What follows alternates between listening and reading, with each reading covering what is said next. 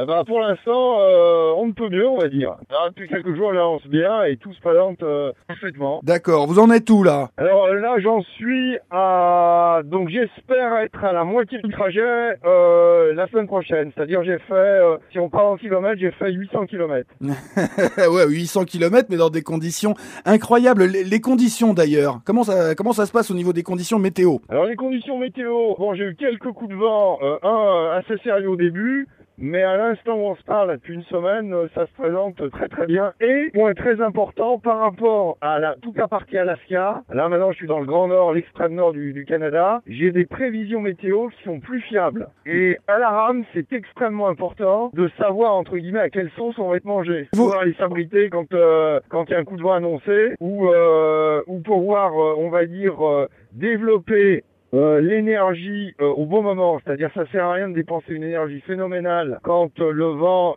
n'est pas favorable. Par contre, à l'inverse, quand les conditions sont bonnes, et c'est le cas actuellement, il faut progresser le plus vite possible. est-ce que vous avez croisé, Charles, des bêtes dangereuses? Alors, dangereuse,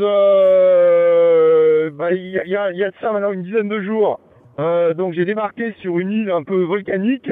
Et il y a des traces d'ours partout sur la crique. Donc j'ai fait demi-tour parce que c'était assez encaissé, avec une possibilité pour les ours de me surprendre. Quand je suis en terrain dégagé avec mon fusil, donc ça m'inquiète pas trop. Mais là, j'ai préféré regarder ça de loin. Donc. Bon, des baleines à longueur de temps. Bon, mais les baleines, c'est extrêmement pacifique. Par contre, faut quand même faire attention parce que par maladresse, elles peuvent causer des problèmes. Et puis des phoques. Mais enfin, le phoque, c'est absolument pas dangereux. Des orques. J'en ai croisé deux. Alors les orques, je sais toujours pas à quoi m'en tenir. A priori, on risque pas grand-chose. Donc. Et niveau moral, ça va, vous tenez? Ah oui, bah là, disons, tout se présente, on ne peut mieux, donc en pleine forme.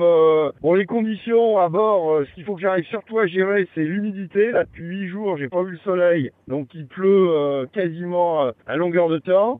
Donc c'est gérer les vêtements mouillés en permanence. Donc la technique, il faut jamais quitter un vêtement mouillé, parce qu'autrement, on n'arrive pas à le sécher. Donc le garder sur soi.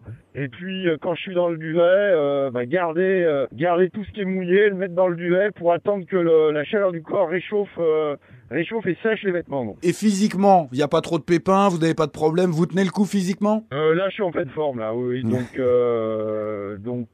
après, il y a eu toute une période un peu d'adaptation, mais c'est chaque fois comme ça dans ce type d'expédition. Il faut arriver à... Je prends un exemple précis, par exemple, c'est le jour 24 heures sur 24. Il faut arriver à le gérer, voir un petit peu comment la luminosité tourne au fur et à mesure de la journée, et puis arriver à trouver un rythme pour récupérer quand même, parce qu'on peut pas ramer 24 heures sur 24 en permanence. Donc on oublie totalement les rythmes habituels des nuits de 7, 8 ou plus par jour. Là, je dors par période d'une heure ou 2 heures, 10 minutes par-ci par-là, dans les conditions. Donc. Bon, on vous rappellera assez vite, Charles, pour que vous nous teniez au courant de la suite de cette incroyable aventure, d'accord? Eh ben, avec plaisir. À D'accord. bientôt.